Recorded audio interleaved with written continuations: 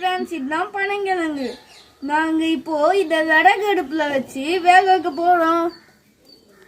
First நல்லா அலசி கழுவிடலாம்.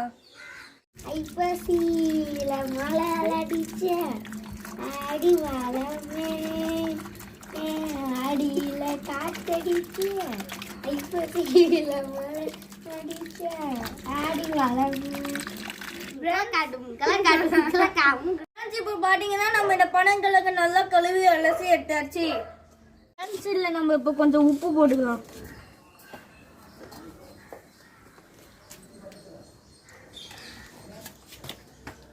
இப்போ நம்ம உப்பு போட்டாச்சு. இப்போ நாங்கள் வேக வைக்கிறதுக்கு செட்டப் பண்ணிட்டோம். இப்போ நம்ம அதுக்கு போகலாம். ஃப்ரெண்ட்ஸ், இப்போ நம்ம தண்ணியை கொதிக்க வச்சுன்னு இருக்கிறோம். இப்போ நம்ம கொஞ்ச நேரத்தில் கிழங்க போட்டுற போகிறோம். ஃப்ரெண்ட்ஸ், அந்த பாத்திரம் அகலமாக இருந்ததுனால அதை மாட்டிட்டு இப்போ நாங்கள் புது பாத்திரம் வச்சுருக்குறோம். ஃப்ரெண்ட்ஸ், இப்போ பாருங்க, இப்போ கொஞ்சம் கொஞ்சமாக எரிய ஆரம்பிக்குது. ஃப்ரெண்ட்ஸ், இப்போ நம்ம கிழங்கு வைக்க போகிறோம். இப்படி மெதுவாக வைக்கணும். இதே மாதிரி ஒவ்வொரு கிழங்கா வைக்கணும். ஓகே, எல்லா கிழங்கும் வச்சுட்டு உங்களுக்கு நான் காட்டுறேன்.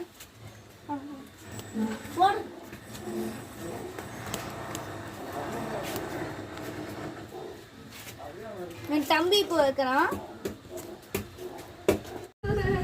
ஃப்ரெண்ட்ஸ், இப்போ நம்ம போட்டாச்சு. கிட்டத்தட்ட 1 மணி நேரம் ஆகும் வேகிறதுக்கு. நான் வெந்த அப்புறம் காட்டுறேன் உங்களுக்கு. A few moments later.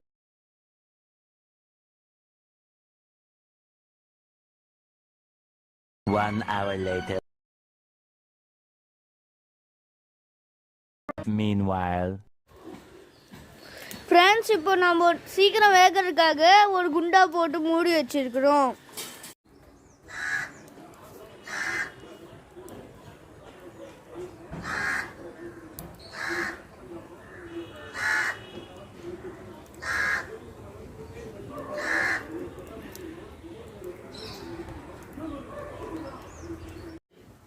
Friends, இப்போ நம்ம நெருப்பு வச்சு மூடி வச்சிருக்கிறோம். ஃப்ரெண்ட்ஸ், இப்போ நம்ம நெருப்பெல்லாம் மூட்டியாச்சு. இப்போ நம்ம இந்த கொஞ்சம் டனல்லே வேக வச்சுட்ருவோம். இப்போ டனந்துட்டோம். நல்லா வெந்திருக்குது. இப்போ நெருப்பு அப்படி எப்படி அணைஞ்சிருக்குதுன்னு. Snacks ready. ஃப்ரெண்ட்ஸ், இந்த பனங்கிழங்கு நல்லா வெந்திருக்குது. இதோட மேல் தோலை வாழைப்பழம் உரிச்சு எடுக்கிற மாதிரி ஊற்றி எடுத்துக்கோங்க.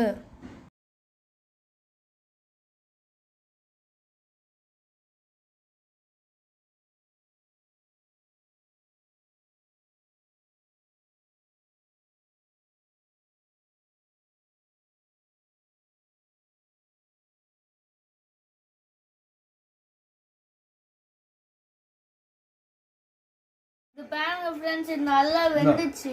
ஆனால் மேலே பார்க்க உடனே தீஞ்சு போன மாதிரி இருக்குது.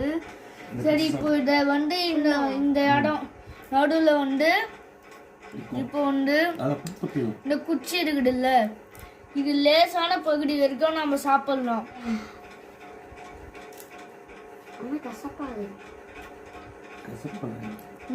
இது டேஸ்டியாக இருக்குது, சூப்பராக இருக்குது. இந்த நடுவில் இருக்க குச்சியை அப்புறம் நீங்கள் எடுத்துட்டு போட்டுருணும். இந்த இவ்வளோ நீட்டுக்காடு டேஸ்டாக இருக்கு. ரொம்ப கொஞ்சோண்டு கசக்குது. அப்புறம் இதை இப்படி உடச்சி இப்படி கீழே இழுத்தீங்கன்னா இந்த பாருங்க இப்படி உடனே மாடு வெயில ஒன்னொன்னு அந்த வெயில பிச்சுட்டு அப்புறம் இதை சாப்பிடணும்.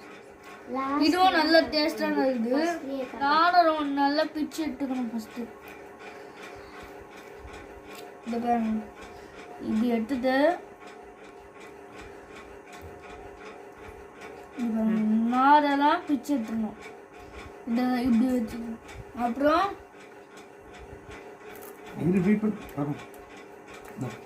செம்ம டேஸ்டாக இருக்குது, சூப்பராக இருக்குங்க.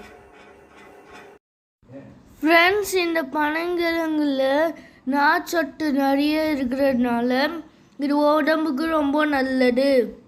இது குக்கரில் 10 நிமிஷத்தில் வேக வச்சு எடுத்துடலாம்.